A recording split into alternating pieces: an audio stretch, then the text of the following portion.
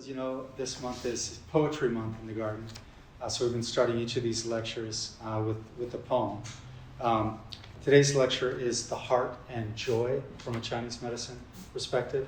And so I thought I might start with a couple of poems that make reference to joy. I went back to Emily Dickinson because she's my favorite poet, and she has all these, I think, very kind of insightful, psychological, and almost like spiritual insights.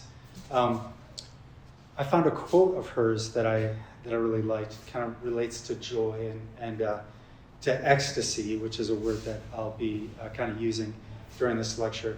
And I really liked it. She said, that it will never come again is what makes life sweet.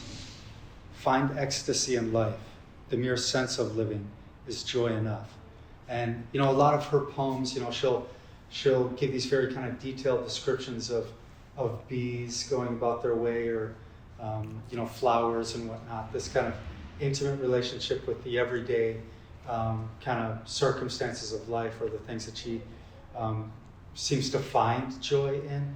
And as we go through this lecture, we'll see that there is, as far as joy goes, there's a joy that is what she just referred to here, this kind of pleasure in being present with what's around you. And then there's this joy, which is more like a kind of like ecstasy or overjoy that is harmful to the body. And that's the way it's described. That's primarily the way it's referred to in the Yellow Emperor's Classic when they're talking about the kind of emotional affect related to joy. So this first poem is very short by Emily Dickinson, and it certainly fits with the topic for our lecture today. It's called Compensation. For each ecstatic instant we must in anguish pay, in keen and quivering ratio to the ecstasy. For each beloved hour, sharp pittances of years, bitter contested farthings, and coffers heaped with tears. And clearly here she's talking about kind of an emotional balance sheet that is kept in life. But it fits, the theme fits with what we'll be talking about. And also in today's lecture, we're going to veer off, at least momentarily, in order to touch on the topic of joy in the classics. We're going to just veer away briefly from chapter 8 of the Yellow Emperor's Classic and go to chapter 5. And in chapter 5, it relates various aspects of the cosmos to one another. So, for instance, summer is related to joy. And so I found this other poem by Emily Dickinson. It's a little more elaborate, but I think it's a nice poem to kind of think about, especially this time of year as the warmth and whatnot is fading from the day. And it I think relates that kind of larger cosmological time and place of summer in the south to our inner state. Anyway, this is called Psalm of the Day. A something in a summer's day, as slower flambeaux burn away, which solemnizes me. A something in a summer's noon, an azure depth, a wordless tune, transcending ecstasy. And still within a summer's night, a something so transporting, bright, I clap my hands to see. Then veil my too inspecting face, lest such a subtle, shimmering grace flutter too far from me. The wizard fingers never rest, the purple brook within the breast still chafes its narrow bed. I love that poem. I mean, there's so many things so many images and whatnot that you can think about and rest on. But a lot of these themes that are here, like for instance, the purple brook within the breast still chafes its narrow bed. It really fits with what we'll be talking about today with the heart and its related organ, the pericardium. So in talking about joy as related to the heart, many of you are probably familiar with kind of 5-element theory in Chinese medicine. So there are the 5 affects and the 5 seasons and the 5 kind of solid song organs that relate to the body. But we've been talking about the heart from chapter 8, and we heard about how 心之君主之光也，生命之源. So over and over again, we've talked about how what emerges from the heart is this shenming.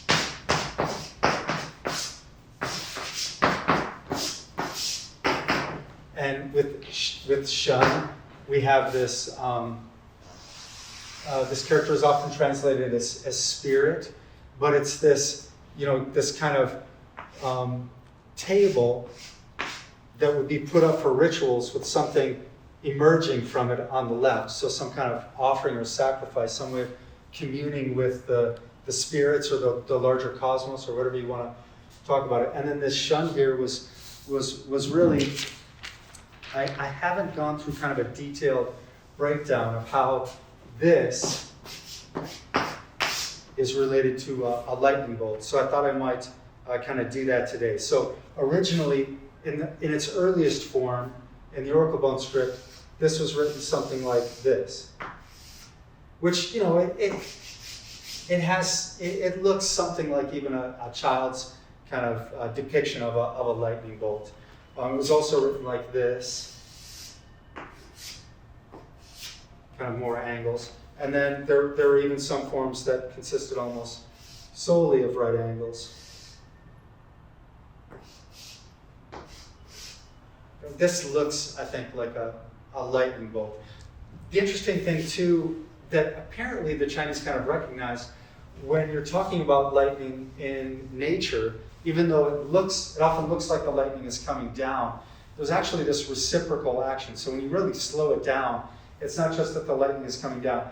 There are these kind of, the lightning branches down and kind of looks for a place where it can touch, and then all of a sudden it arcs, and when it arcs, the energy is kind of flowing from both above and below. They come to join with one another. So this kind of bidirectional aspect of lightning, or electricity, whatever you want to call it, is in the earliest form.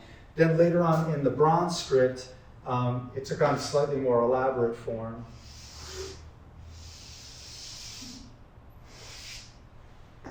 And so probably something that I haven't talked about to this particular lecture group is these particular scripts that I'm talking about. The Oracle Bone script was the earliest form of Chinese writing. So when the earliest kind of extant, still existing form of Chinese writing. And it would typically be written on a turtle plastron.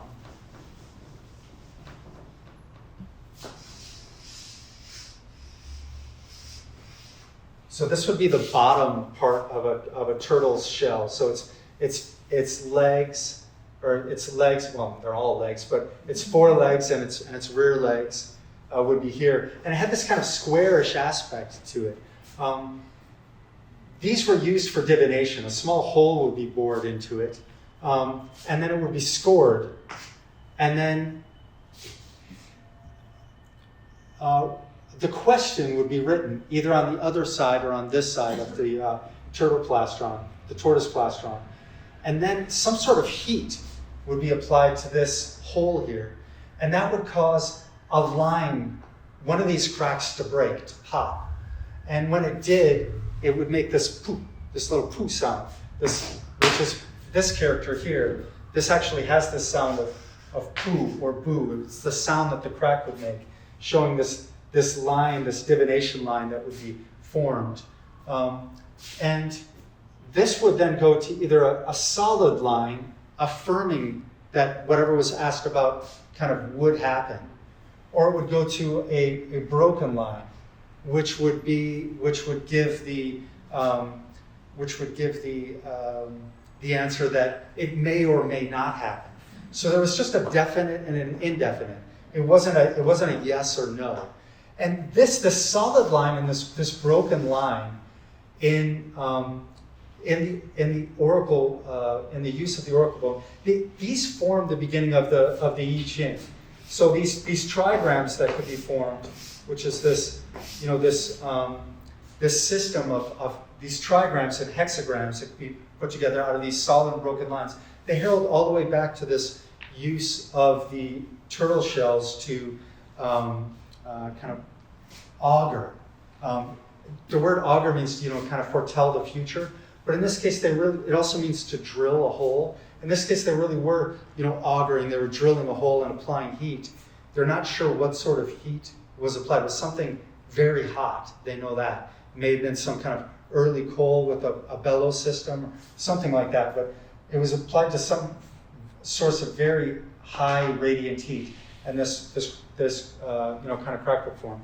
And in other lectures, I've talked a bit about this polarity of the solid, the definite, and the indefinite, as it relates to kind of fullness and emptiness. And I don't want to get too far into that, but in any case, this script here that I'm talking about is from 3 to 5,000 BC. So this would have been 5 to 8,000, 5 to 7,000 years ago, or even further back. This is the earliest kind of writing that we find in China, and the fact that it still kind of communicates through various kind of evolved forms with the modern written language makes Chinese in some ways sort of the oldest language in the world, in the sense that it can point all the way back to 7,000-8,000 years ago in a written form to today, and you can see these vestiges of the modern form in the older form. So this is the bronze script, and then in the Guan, which is like classical Chinese, so the earliest Chinese before it was standardized, this form here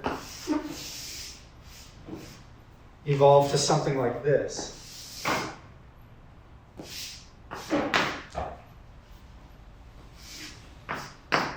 So these kind of elaborate forms here, they became something more like this.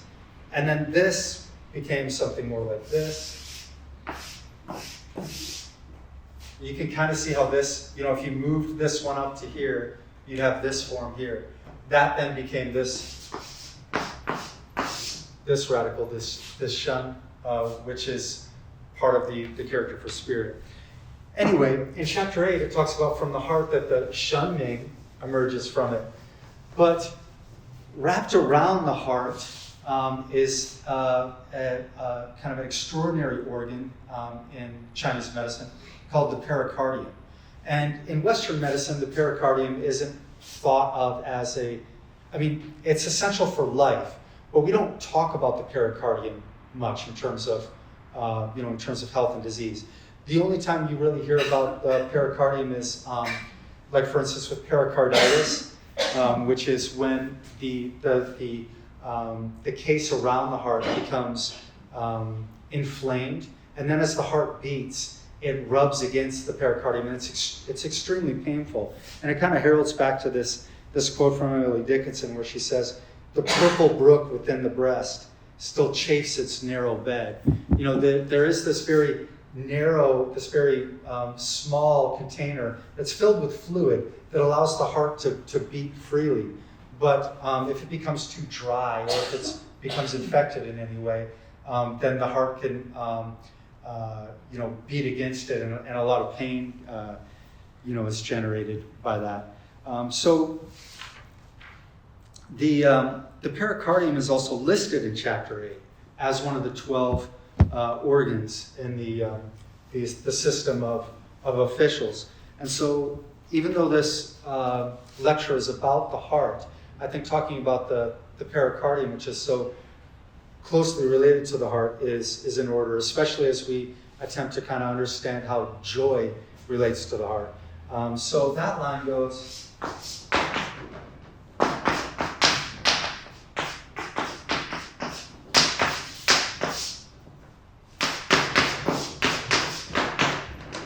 Shan Zhong Zhi. Shan Zhong. This Shan Zhong. This is an unusual organ because it's oftentimes it's the center of kind of the chest. It's strange that this would be an actual organ, I feel, in Chinese medicine, because it's supposedly just like the breast here, and Zhong means kind of center. Shan is like this part of the chest that's kind of enclosed, that's enclosed here. But inside the chest there, we actually have, well, in any case, if you were to look at where the sternum is there, you'd have if you were to take a cross section of the chest, if you were to cut across here and look down on it, you'd have the sternum, the breastplate, and then you'd have this pericardial sac, this sac of collagenous connective tissue that actually comes out and wraps around the heart from the very center there. And then inside it, you'd have the heart, and here you'd have a small amount of fluid, potassium-rich fluid, that's bathing the beating heart. So this is where this, and this then connects to the, if this were the spinal column here, this would connect to the spinal column, and the same connective tissue continues out and connects to all of the ribs, the rib cage. So all of this connective tissue that surrounds the heart, it's connected to the rest of the body. It's connected to the very kind of front, the chest of the body there.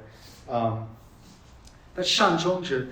Interestingly, too, there is an organ that that is active in early life called the thymus. That's behind our breastplate there, and it's where in immunology they consider the immune system. It's where it learns kind of the difference between self and non-self in infancy and early childhood. By the time you're an adult, it's almost entirely inactive in the sense that it's active as a child. But as a child, when we're very open to the world, the immunocytes that reside in the thymus, they will actually learn the difference between antigens that are outside of the body and the structure of one's own body. So it's kind of how we learn to create kind of an immunological boundary between ourselves and the rest of the world. We learn what we should react to defensively and what we should consider to be part of our own body proper.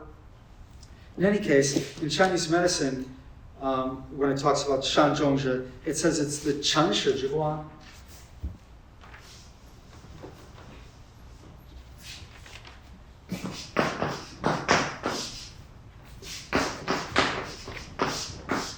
It's the official of 诚实. This Cheng here, we looked at this when we had the horse lecture a little bit, only in that it was originally written as a large I. And this Cheng here, it often meant like a servant or a subject. So in terms of government and whatnot, there would be the emperor, and then he would have his various kind of outlying states or kingdoms that he was trying to manage. In each of those, he would have a Chen. He would have one of these people, one of these Chen there, that would keep an eye on things, that would watch things. So he needed to know what was going on there. So there he would have his Chen that would act as his kind of eyes there. This Shi here was originally written like this.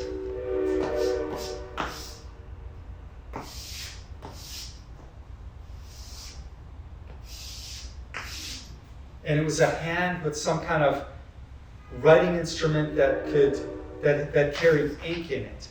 So it would be, it traditionally means like an envoy or an ambassador, someone who goes and kind of takes your message or carries your will out into the world.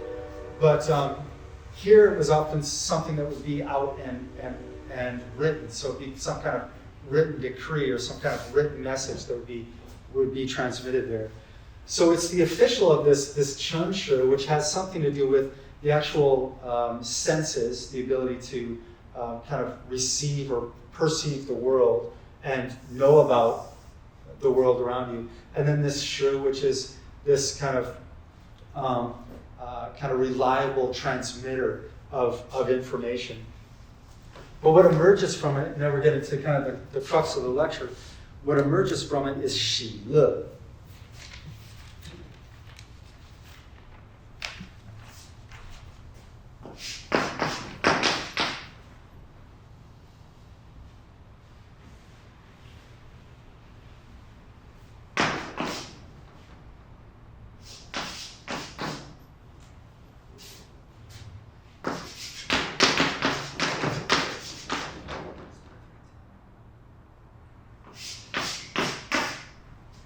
So we have this 喜乐之言.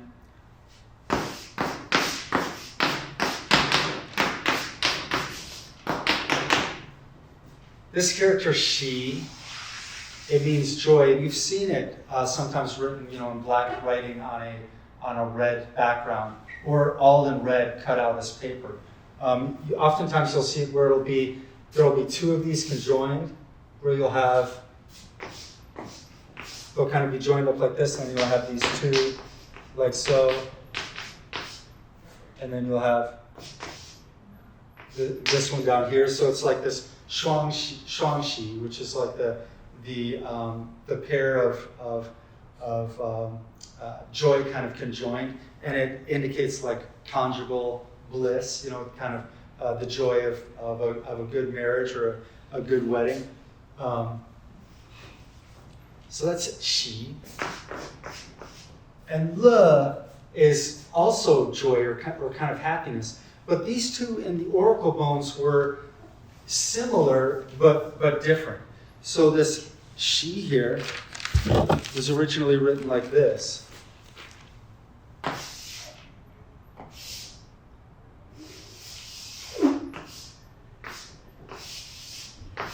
This character was originally written like this.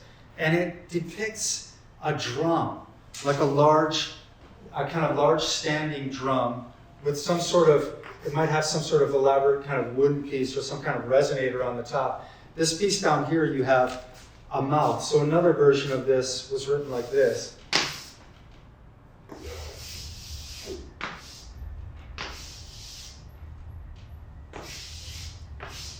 So it's somehow talking about this large kind of sound that emerges from this drum, 喜. And then 乐 was written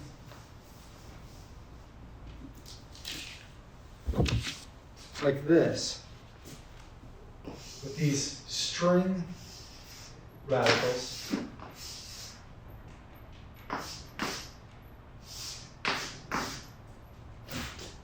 And sometimes it would also be written like this.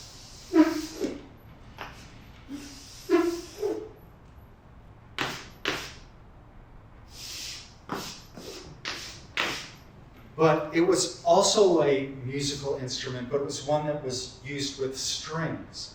So you have the drum, which is a large kind of sheet of some type of collagen that can be struck to make this loud kind of rhythmic type of sound.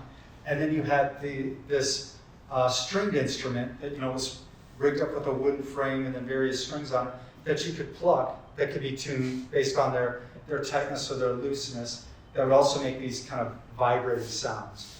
So joy and happiness, this notion of joy and happiness, is somehow related to this vibrating of these strings and the use of of music and that type of thing in early Chinese thought. So what emerged from the pericardium is this 喜乐, literally these vibrations that pass through these stringed or these connective tissue vibrating musical instruments. And when you think about the pericardium in the human body and the way that it's placed, you have this connective tissue sac around the heart that connects then to the breastbone, to the rest of the kind of skeleton there. And then you have all this other connective tissue that also connects to the kind of more rigid frame of the skeleton, which in Chinese medicine is incredibly important because all of the acupuncture points, all of the treatment that's done in acupuncture is via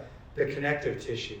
Is through kind of tuning or dealing with these individual strings, or in some places it'll be a large kind of sheet of connective tissue. It'll be a large point where you can place a needle and you can really adjust there.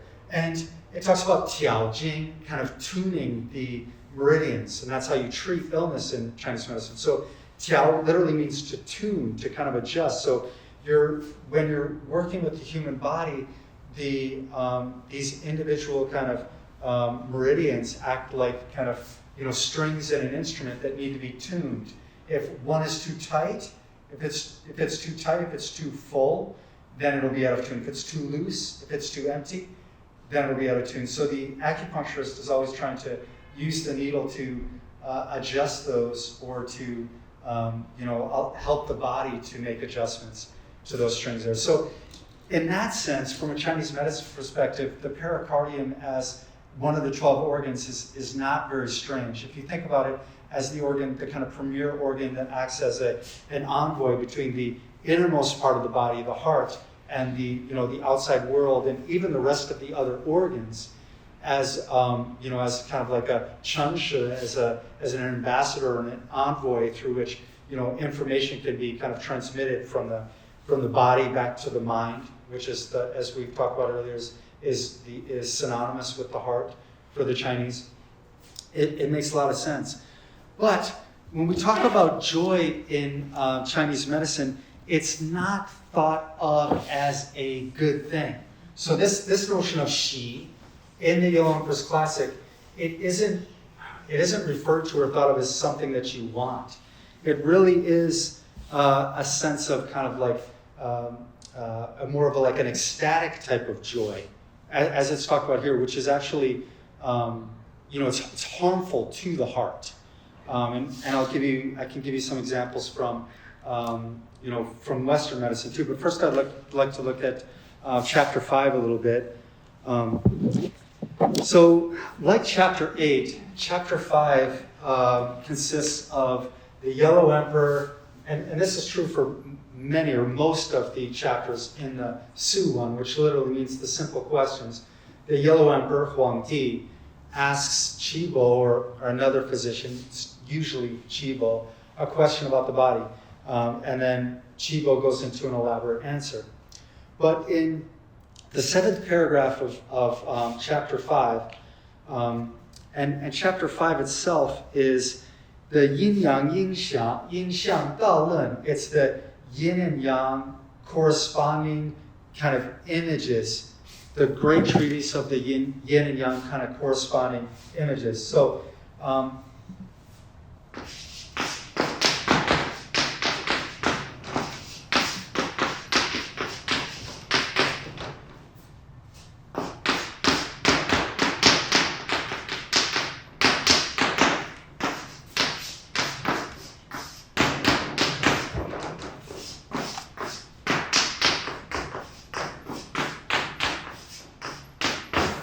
So it's yin yang. We're all probably familiar with that in different ways. We could go into that. But this yin xiang, this is very interesting, and this is really understanding. This is really the foundation to understanding what's going on in chapter 5, because in chapter 5 it talks about how the heart is the self, and it's joy, and it's this particular tone, and it's the bitter taste. All these things are these yin xiang. Xiang here, this was originally written like, and I can't draw just from memory, but it was like you could still see kind of the shadow of it there. It was the outline of an elephant, so this very large animal. Da xiang is still elephant in Chinese, but xiang means like image or form. It's really like the externalized manifestation of something. It's like the Greek sense of phenomenon. So there was this notion of noumenon, which was this kind of ideal state or kind of the idea of something, and then there was the phenomenon, this thing that was out in the world that you could actually look at. And when you're thinking about just things out in the world, like an elephant is not a bad one to kind of choose as like kind of premier phenomenon. You really can't pretend it doesn't sound like a butterfly or something like, maybe the butterfly is real, maybe no. The elephant is definitely real. It has a gravity to it and a size and a strength to it. So that's this xiang. Xiang though literally means like an image. Or a manifestation. This character here, this yin, is very interesting because this was originally written something like an eagle. So, and this character is still like the character for eagle. So, in its earliest form, it was written like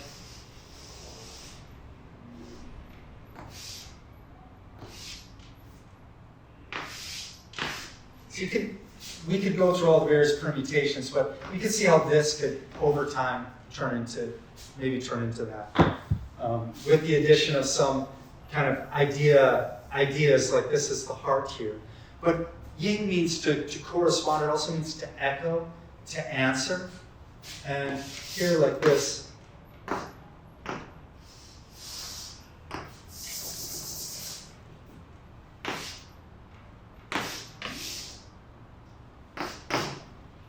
this is also the same character there. So, this notion of an eagle or of a bird of prey, because yin doesn't just mean eagle. For instance, hai yin is osprey. Yin is really like some type of bird of prey. This notion of this bird of prey, this eagle, as relating to this notion of yin is interesting, I think, because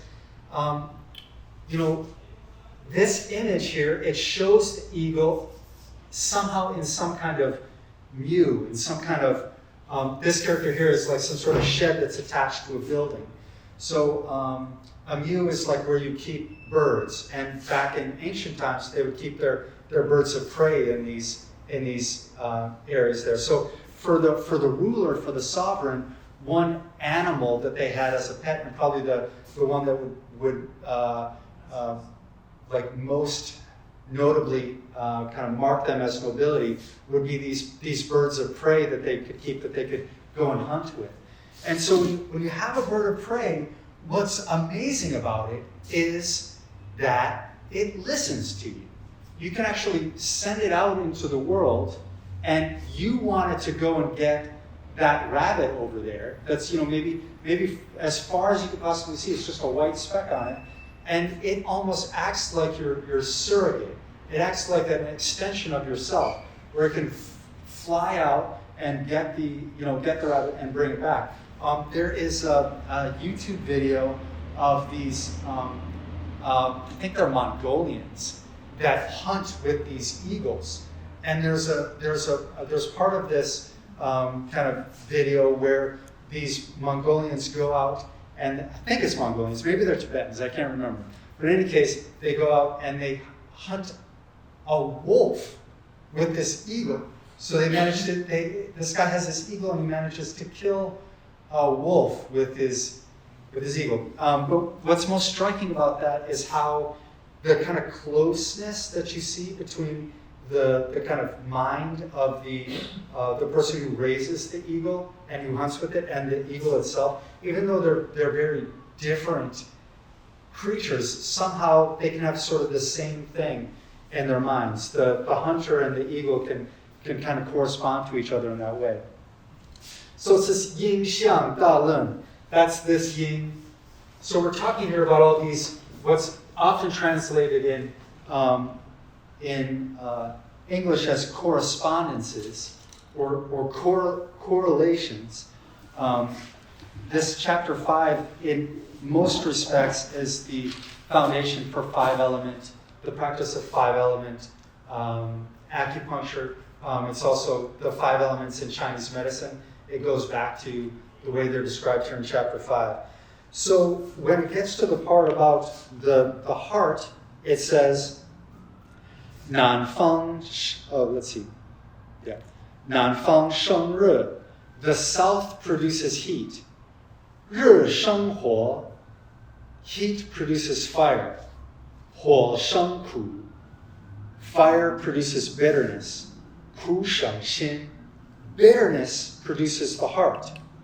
Xin Sheng Shui. The heart produces blood. Shui Sheng Pi. The blood produces the spleen. Xin Zhu Shi.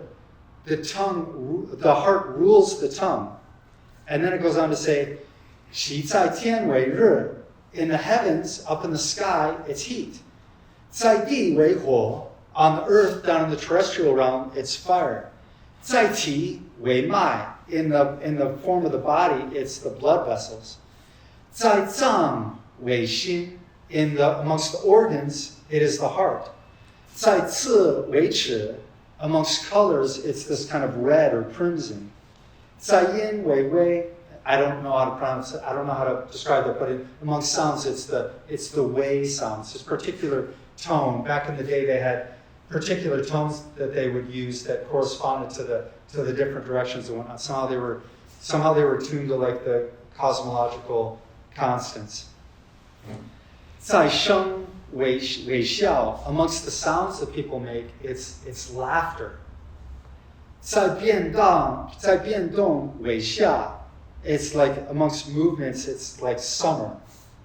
在巧为实, amongst the orifices, it's the tongue. Amongst flavors, it's bitterness. And then finally, 在这为喜, it ends with 在这为喜.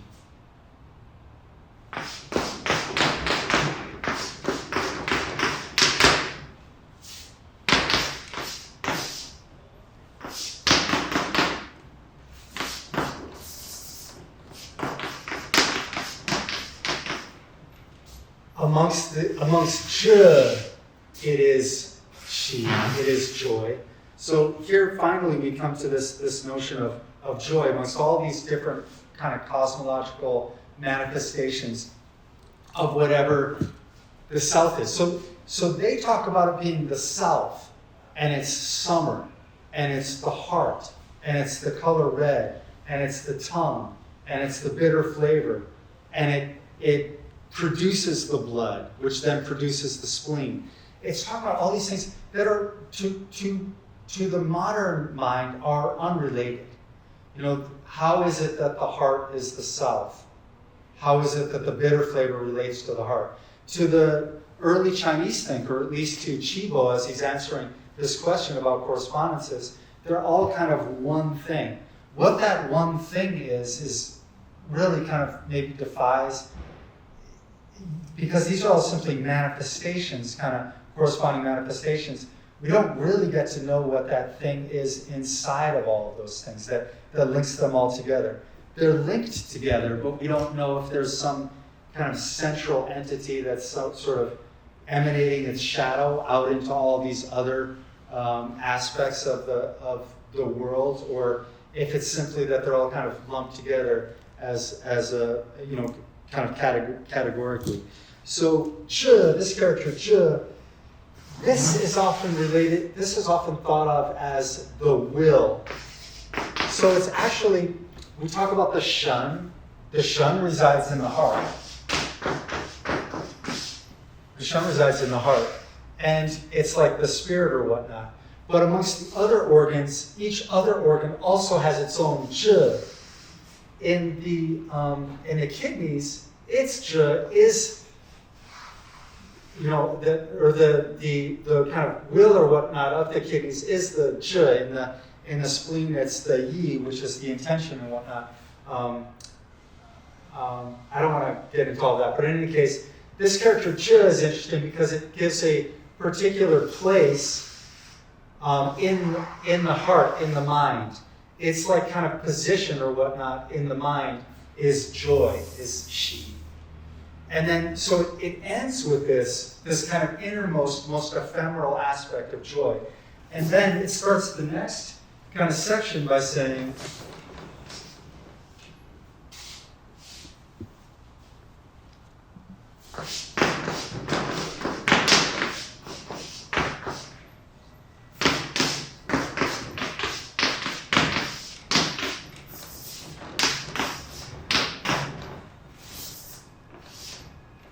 joy wounds the heart. Joy damages the heart. That which harms the heart is this joy, is this shi, which is very interesting because we often think of joy as, and I think it's an often misunderstood idea in five-element, kind of a five-element notion of the body that the organ that's related, or the emotion that's related to a particular organ, or the flavor that's related to a particular organ is somehow beneficial for it. Oftentimes, what is most closely related to that organ is damaging to that organ. So for instance, in the springtime, you don't want to eat sour foods, even though the sour flavor is the flavor of spring. It's astringent. It causes things to kind of congeal. it causes all the yin energy to really stay trapped inside. And so you don't want to eat sour things. Yes, if you go out into nature in the spring and you sample this and you sample that, you're going to taste a lot of sour stuff out there. There are a lot of sour things in the spring. Nature doesn't provide you necessarily with a lot of whatever it is that you need. You need to keep something back from the fall, from the time when things become very spicy, when your peppers and whatnot are ripe on the plant. You need to dry those and keep them until the spring, and eat them in the spring because the pungent flavor, the spicy flavor, is beneficial in the spring. So this balancing out of the body, of the south with the north, and the east with the west, it requires like a kind of a use of kind of conscious willpower. But it's also interesting in that the xi shang xin, this joy damages the heart, because shang, those of you who are familiar with the Chinese medical classics, you know this character from the Shanghan Lun. Shanghan Lun is the treatise on damage to the cold. It's often translated as the treatise on cold damage, but it's really, this Shang is this damaging to the Han. And in Dr. Liu's book, it's one of the first things that he talks about when he starts to introduce the second part of his book, which goes through each of the 6 confirmations. He talks about this kind of misunderstanding about the title of the book itself. But this character, Shang, it shows like an agent, this person, some sort of agent, and then it's creating some sort of open mouth which bleeds, where something is coming free from it. So it actually creates some kind of wound. When you think about it, the Xi Shang Xin, in Chinese medicine, they say that pathogens almost never actually get to the heart themselves. They talk about how all of the pathogenicity in the body, in the way that it affects the heart, or the heart and mind, it does it all through the pericardium, which, as we saw in chapter 8, is the official through which Xi and Le emerge from.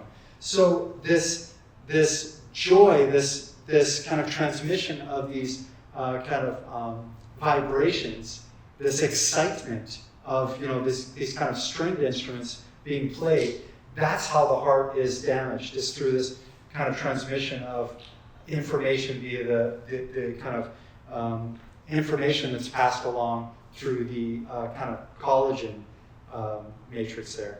I did want to also relate some of the material that's in chapter 5 to what we've already talked about in chapter 8, because we spent quite a bit of time talking about the mitochondria and how it produces this electrical system that's able to produce the energy in the body.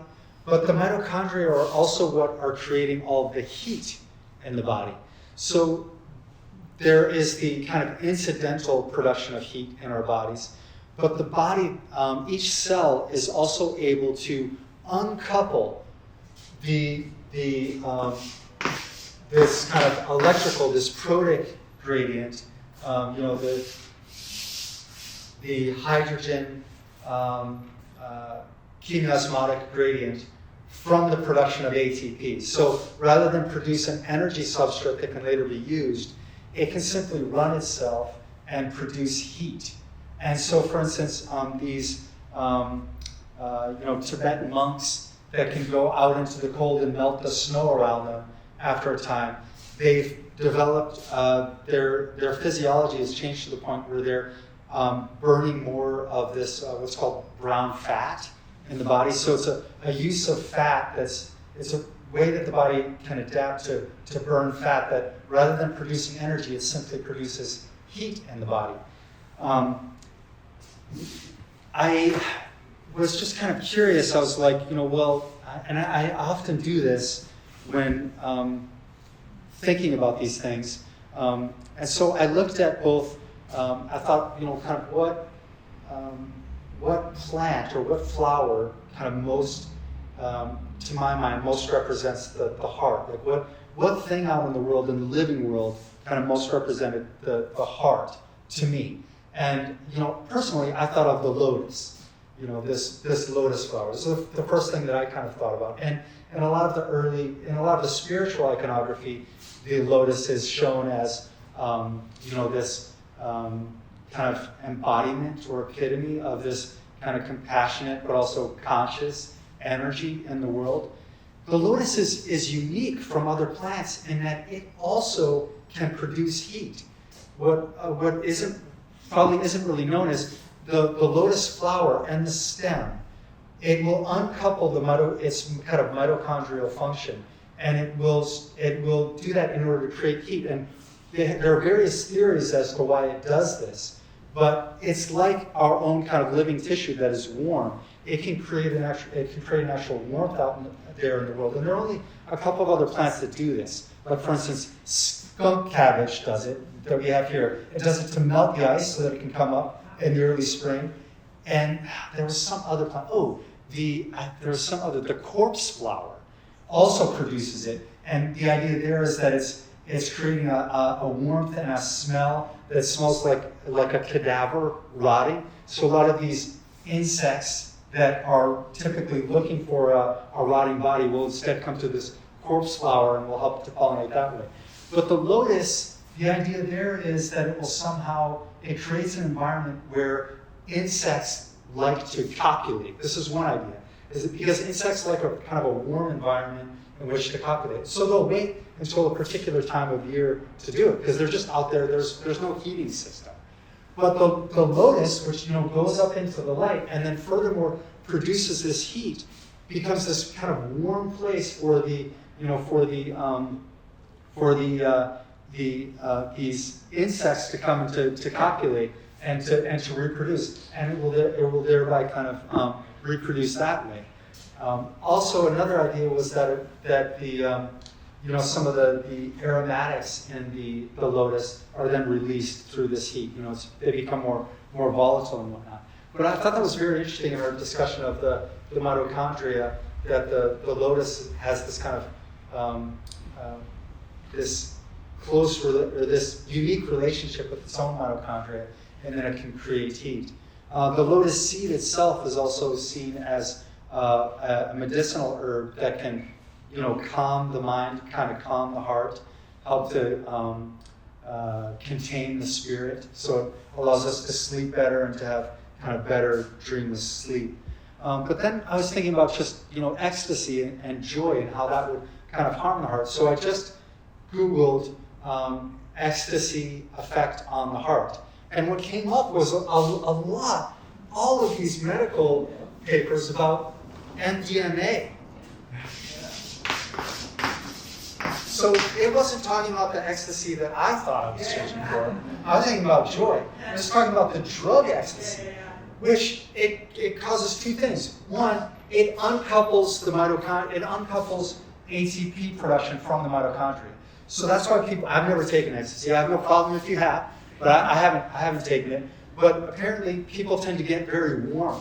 They tend to get very hot, and that's because the mitochondria become uncoupled. They just go into this kind of joyous kind of burning. But the other kind of notable physiological effect that it has is it damages the heart tissue. So repeated, even individual instances of use of ecstasy can cause, heart attack or scarring and whatnot in the heart. But repeated use of MDMA, it causes damage to the heart. And primarily what you see is scarring. And the scarring consists of this irregular pattern of collagen in the heart. When that happens, the heart can no longer beat as well as it normally could. It no longer has its ability to kind of pump and function the way that it should. And you can almost think of it as like a stiffening of the heart. So the heart, which normally should be surrounded by this sense of joy and kind of the everyday things that Emily Dickinson talked about in that that first quote that I read, where she was like, talking about how for each she talked about. I've only found part of the quote now. But in any case, she talked about how the everyday, your everyday experiences are what should give you joy. and they're kind of, I feel like they're kind of mediated through this kind of pericardial sac so that the heart can kind of just keep beating. But when you try to overdo it, when you go into this overjoy, this to me is this type of sheet where the heat and this kind of ecstasy is produced. Then it can actually scar the heart, and rather than the heart, becoming lightened by your intimacy with the things around you, you overdo it, and you end up having to pay, for each ecstatic instant, you must in anguish pay in keen and quivering ratio to the ecstasy. So that ecstasy that people are experiencing actually causes this stiffening, this irregular collagen, which should remain out in the pericardium to kind of invade it, and you do indeed, pay a kind of physiological sort of price for that. Gosh, I know we're out of time, but I hope that today kind of gave you some kind of overview of how joy and the heart relate to one another in the classics. And it's clear that to understand that relationship, we need to look at other chapters besides chapter 5 in the Hongyi Neijing. We need to look at chapter 8 and the role that the fact that joy emerges. It's supposed to emerge from the official of the pericardium there. So anyway, are there any questions about today's lecture? Or? Yes, do you have a question? Yeah. I missed the entire lecture. I'm just curious, what very briefly were you talking about? We were talking about the heart and joy from a classical Chinese medical perspective. I heard lotus blossom. Yeah, and so that was really just a tangent. But this was part of a lecture series, Okay. and the whole lecture series was on the heart. And in looking at the heart, we looked at the unique properties of the heart, not just from a Chinese medical perspective, but also from a Western medical perspective, in an attempt to kind of tie the two together.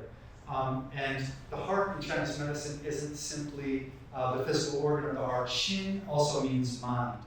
And there when we start looking at what makes the heart and the mind, the kind of central nervous system unique in terms of its biochemistry, in terms of the organelles that are found within each cell, you kind of quickly come to the mitochondria, which is the source of heat and energy in the rest of the body.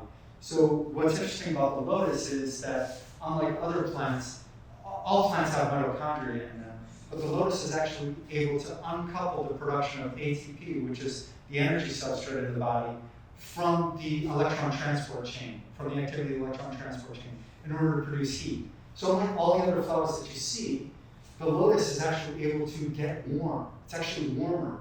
When it's out there, it's not just this beautiful thing. It's actually warm and alive. It has this extra kind of mitochondrial fire in it, unlike the other plants. And I'm only guessing that the ancients, these people that were very much in tune with both the kind of spiritual world and the natural world around them, that they probably could feel that it was warmer and realize that this was kind of similar to the heart and the body, which is this constant source of warmth through its constant beating and through the warmth that it imbues to the heart, which circulates through the rest of it there.